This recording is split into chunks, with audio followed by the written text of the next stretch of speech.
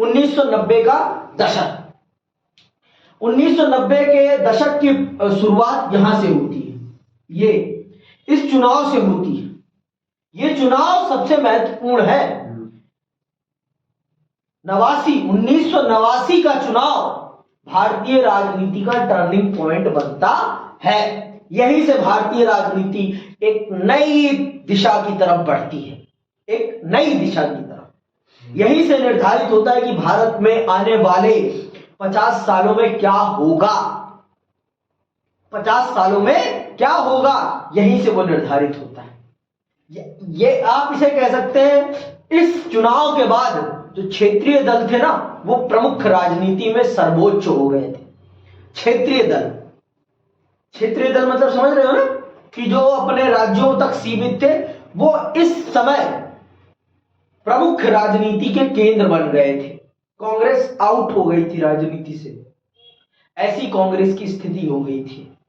समझ में आई बात? अभी सुनो, जैसे आज के टाइम पर भी क्षेत्रीय दल कांग्रेस से ज्यादा दबदबा रख रहे हैं, ज्यादा दबदबा रख रहे हैं। उत्तर प्रदेश में भारत का सबसे बड़ा जनसंख्या वाला राज्य, भारत की सबसे ज्यादा लोकसभा सीटें रखने वाला राज्य, वहां पर कांग्रेस को जिस क्षेत्रीय दल के साथ गठबंधन करना पड़ रहा है, वहां 80 सीटें हैं लोकसभा की, लेकिन उसे सिर्फ 11 सीटें मिल रही हैं। वो राष्ट्रीय दल है, फिर भी उसे सिर्फ 11 सीटें।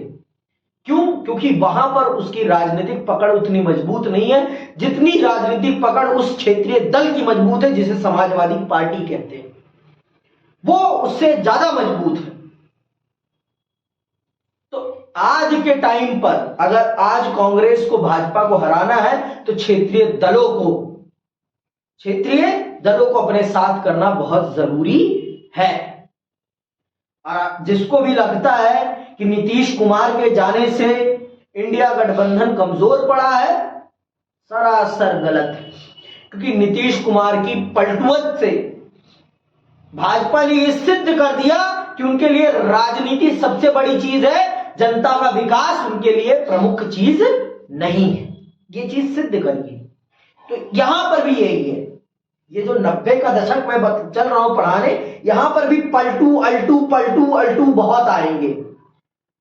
यहां पर सरकार स्टेबल नहीं रहती ज्यादा समय के लिए। इस समय काल में सरकार स्टेबल नहीं रहती। और इस समय जिस व्यक्ति के पास भाजपा का नेतृत्व था, वो व्यक्ति एक सिद्धांतवादी व्यक्ति थे। वो थे अटल बिहारी वाजपेयी, जो कहते थे कि मैं तोड़ फोड़ वाली सत्ता को चिमटे से भी छूना पसंद नहीं करता। लेकिन आज भाजपा बिना तोड़ फोड़ करे कहीं अपनी सत्ता ही नहीं बना पाती, कहीं अपनी सरकार नहीं बना पाती ढंग से। ये बात जान लो आप। वो छल कपट में विश्वास नहीं करते थे, लेकिन आज की भाजपा पूर्ण रूप से छल कपट में विश्वास करती है। कहने के लिए वो राम का नाम लेंगे मुंह से, और उसी मुंह से गालियां बकते हैं, उसी मुंह से, उसी दिमाग से छल कपट भी करते हैं। फिर किस बात के लिए तुम राम का नाम ले रहे हो? राम एक सिद्धांतवादी व्यक्ति हैं, जिन्होंने अपने पिता के वचन के लिए खुद को कष्ट दिया है। उन्होंने तो अपनी मां कैकेयी को वचन नहीं दिया था ना। दिया किसने था वचन? अवध नरेश ने दिया था ना। अवध नरेश ने दिया था, लेकिन उसका कष्ट किसने भोगा? प्रभु श्री राम ने। क्यों? क्योंकि उन्हें पता था कि एक बार इज्जत चली जाती है तो फिर वापस नहीं आती। तो इस देश की जनता को भी समझना चाहिए, इस देश की जनता को भी समझना चाहिए कि आज की राजनीति में कोई आदर्श नहीं है, और गांधी ने आदर्शों के लिए अपने जीवन को त्यागा है। ये बात भी समझिए। कल गांधी जी की पुण्यतिथि है, इस बात को जानिए आप। गांधी जी ने आदर्शों के लिए अपने जीवन को त्यागा है, किसी और चीज के लिए नहीं। आदर्शवादी थे वो। समझ में आई बात? इसीलिए जब सविनय अवज्ञा आंदोलन में हिंसा आई तो उन्होंने कहा ना, ये यहीं पर रोका जाएगा आंदोलन। समझ में आई बात? पर यहां जो राजनीति प्रारंभ होती है ना भारत में, यहां से सिद्धांत विहीन राजनीति प्रारंभ होती है भारत की। सिद्धांत कुछ नहीं, सिर्फ राजनीति है प्रमुख। सत्ता सबसे पहली प्रेफरेंस हो जाती है। सुनिएगा, इसीलिए ये सब मैंने बताया आपको। अभी तो ये समझ में नहीं आएगा, लेकिन आज जो आपको राजनीति दिख रही है, ये इसी विचारधारा के इर्द गिर्द घूमती हुई दिख रही है। आपने पिछले अध्याय में पढ़ा था कि इंदिरा गांधी की हत्या के बाद राजीव गांधी प्रधानमंत्री बने। इंदिरा गांधी की मृत्यु के कुछ दिनों बाद ही 1984 में लोकसभा के चुनाव हुए। राजीव गांधी की अगुवाई में कांग्रेस को इस चुनाव में भारी विजय मिली। 1980 के दशक के आखिरी के सालों में देश में ऐसे 5 बड़े बदलाव आए जिनका हमारे आगे की राजनीति पर गहरा असर पड़ा। पहला, इस दौर की एक महत्वपूर्ण घटना 1989 के चुनाव में कांग्रेस की हार। अंडरलाइन कर लो, 1989 के चुनाव में कांग्रेस की हार। जिस पार्टी ने 1984 में लोकसभा की 415 सीटें जीती थी, वह इस चुनाव में महज कितनी सीटें? 197 सीटें ही जीत सकी। 1991 में एक बार फिर मध्यवर्ती चुनाव हुए, फिर 1989 में हुआ चुनाव और फिर मध्यवर्ती चुनाव कराए गए। क्यों? क्योंकि जो यहां पर सरकार बनी थी वो ज्यादा दिन तक टिक नहीं सकी। पहला चुनाव 1989, फिर बीच में ही चुनाव कराना पड़ गया था 1991। ये याद रखने ये बातें। यहां जो सरकार बनी वो ज्यादा दिन तक टिक नहीं सकी और यहां कांग्रेस हारी है। क्यों नहीं टिक सकी? बताऊंगा, अभी रुक जाओ यार, थोड़ा सा तो धैर्य रखो। हाँ, मध्यवर्ती चुनाव मतलब बीच में ही कराना होना कब चाहिए था? 1994 में होना चाहिए था ना, लेकिन बीच में ही कराना पड़ गया। क्यों? क्योंकि सरकार स्टेबल नहीं रह सकी, सरकार मैंडेट नहीं रख सकी अपने पास। जैसे अभी बिहार में फिर से नीतीश जी मुख्यमंत्री बन गए। पहले भी वही थे, अब भी वही हैं। उन्होंने जो पुराना गठबंधन था उसको तोड़कर नया गठबंधन बना लिया। समझ रहे बात? अगर यहां पर बीजेपी मना कर देती कि हम गठबंधन नहीं करेंगे, तो फिर एट द एंड जब सरकारें किसी की नहीं बनती तो फिर राष्ट्रपति शासन लगता, और राष्ट्रपति शासन लगने के बाद फिर से चुनाव होता। उसी को कहते हैं मध्यवर्ती चुनाव। तो ऐसे ही यहां पे भी हुआ। जब यहां जो सरकार थी उसका जब लोकसभा में बहुमत खत्म हो गया, तो उसके बाद जब सरकार ने किसी और को, राष्ट्रपति साहब ने मौका दिया होगा, किसी ने नहीं बनाई होगी सरकार, तो फिर एट द एंड जाकर राष्ट्रपति शासन लगता है देश में, फिर जाकर चुनाव होते हैं। ठीक, आगे सुनिए।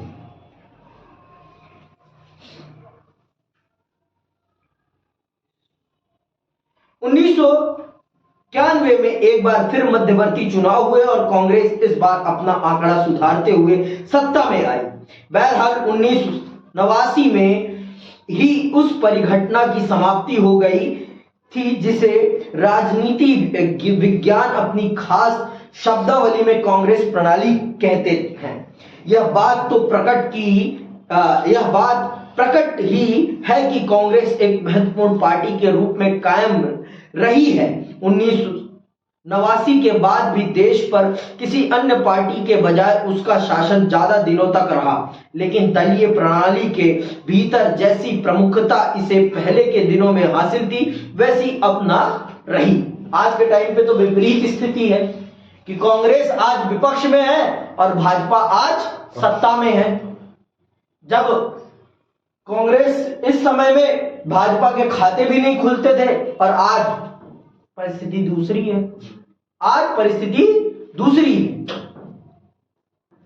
ठीक है, तो ये बात आपको समझनी पड़ेगी। यहां अब कांग्रेस की स्थिति दूसरी है, आज भाजपा की दूसरी है। तो राजनीति में कुछ भी फिक्स्ड नहीं है, कब किसकी स्थिति बदल जाए कोई पता नहीं है।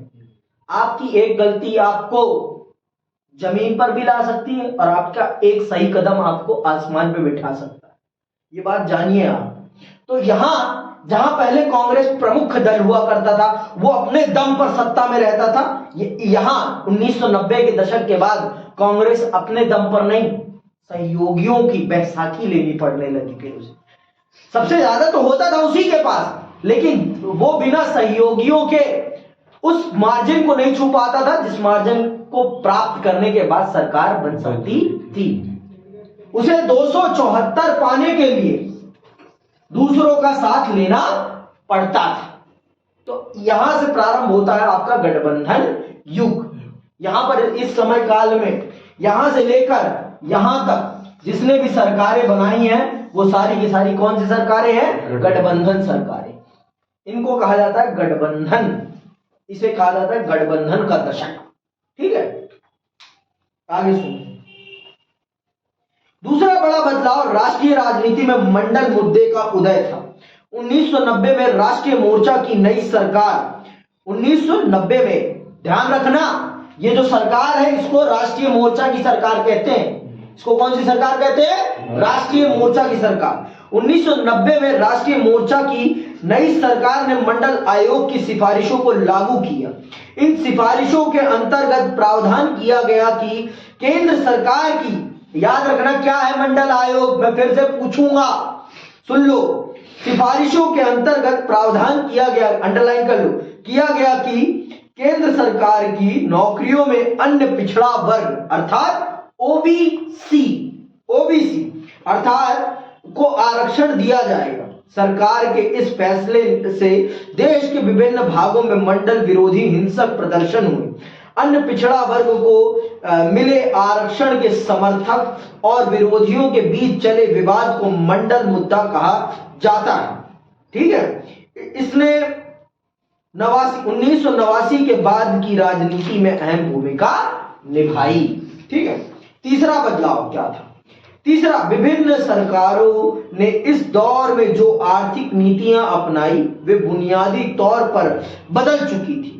इसे ढांचागत समायोजन कार्यक्रम अथवा नए आर्थिक सुधार के नाम से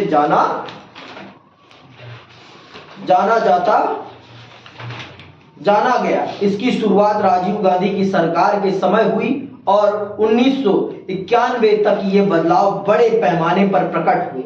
आजादी के बाद से अब तक भारतीय अर्थव्यवस्था जिस दिशा में चलती आई थी वह इन नए आर्थिक सुधारों के कारण मूलगामी अर्थों में बदल गई। नई आर्थिक नीतियों की विभिन्न आंदोलनों और संगठनों की तरफ से भरपूर आलोचना हुई।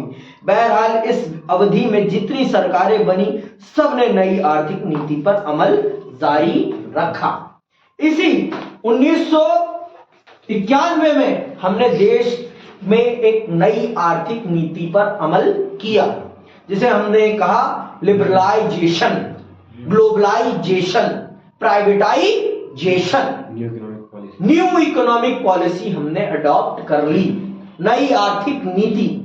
समझ में आई के बाद? और उसी का परिणाम है कि आज देश में विभिन्न बहुराष्ट्रीय कंपनियों के उत्पाद भारत में उपलब्ध हैं और इसे करने वाला काम किसने किया है? मनमोहन सिंह साहब ने।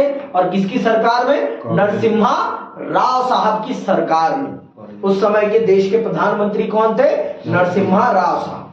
नरसिम्हा राव साहब क्यों बने देश के प्रधानमंत्री? क्योंकि राजीव गांधी जी की मृत्यु हो गई थी। एलटीटी ने उन्हें बम से उड़ा दिया था इस चुनाव प्रचार के दौरान में। जब 1991 में मध्यवर्ती चुनाव होते हैं तो जब उसका प्रचार वो कर रहे होते हैं तो उसी प्रचार के दौरान उनकी मृत्यु हो जाती है, हत्या हो जाती है, मृत्यु तो छोड़ बात, ठीक है, हत्या कर दी जाती है। किसके थ्रू? एलटीटी के थ्रू। ठीक है, हाँ, ये याद रखनी है, ये बातें याद रखनी है आपको। और चौथा बदलाव क्या है? चौथे घटनाओं के एक सिलसिले की परिणति अयोध्या स्थित एक विवादित ढांचे बाबरी मस्जिद के रूप में प्रसिद्ध के विध्वंस के रूप में हुई। यह घटना 1992 के दिसंबर महीने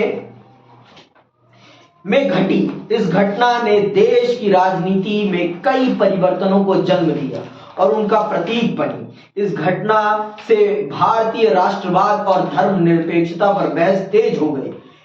इन बदलावों का संबंध भाजपा के उदय और हिंदुत्व की राजनीति से है। यही से इस घटना से ही भाजपा भारत की राजनीति के प्रमुख केंद्र के रूप में स्थापित होना प्रारंभ होती है। इससे पहले तक भाजपा का खाता तक नहीं खुलता था। लोकसभा चुनाव में भाजपा का खाता तक नहीं खुलता था। 2, 3, 4, 5, 10 सीट तक नहीं पाती थी भाजपा लोकसभा के चुनाव में। लेकिन 1992 के बाद, बाबरी मस्जिद विध्वंस के बाद, विवादित ढांचे के विध्वंस के बाद भाजपा का राजनीतिक उदय होने लगा। हिंदुत्व का मुद्दा भारत की राजनीति में छाने लगा। समझ आई बात? और इस सिलसिले की आखिरी बात यह है कि मई 1991 में राजीव गांधी की हत्या कर दी गई और इसके परिणाम स्वरूप कांग्रेस पार्टी के नेतृत्व में परिवर्तन हुआ। राजीव गांधी चुनाव अभियान के सिलसिले में तमिलनाडु के दौरे पर थे। तभी एलटीटी से जुड़े श्रीलंकाई तमिलों ने उनकी हत्या कर दी।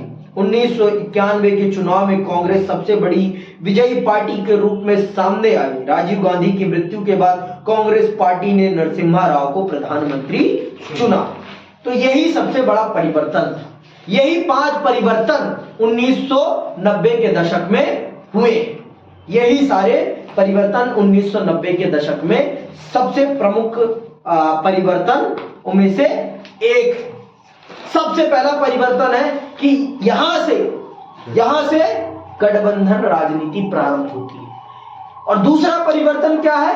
आरक्षण की राजनीति। मंडल आयोग की सिफारिशों के लागू होने के बाद एक नए प्रकार की आरक्षण राजनीति प्रारंभ होती है, क्षेत्रवादी राजनीति प्रारंभ होती है। फिर तीसरा मुद्दा क्या है? तीसरा मुद्दा है आर्थिक बदलाव, जिसको करने का काम कौन करते हैं? मनमोहन सिंह और नरसिम्हा राव साहब। चौथा, विवादित ढांचे का विध्वंस और भारतीय राजनीति में हिंदुत्व की राजनीति का उदय। और 5वां मुद्दा है राजीव गांधी की मृत्यु, और जिसके कारण कांग्रेस का नेतृत्व बदला जाता है। कांग्रेस का नेतृत्व बदलकर कांग्रेस का नेतृत्व किसे सौंपा जाता है? नरसिम्हा राव साहब को। तो आज के लिए बस इतना ही करेंगे। हम अगली क्लास के लिए हम आगे का विषय पढ़ेंगे। इसी के साथ मैं आप सबसे विदा लेता हूं। जय हिंद, जय भारत।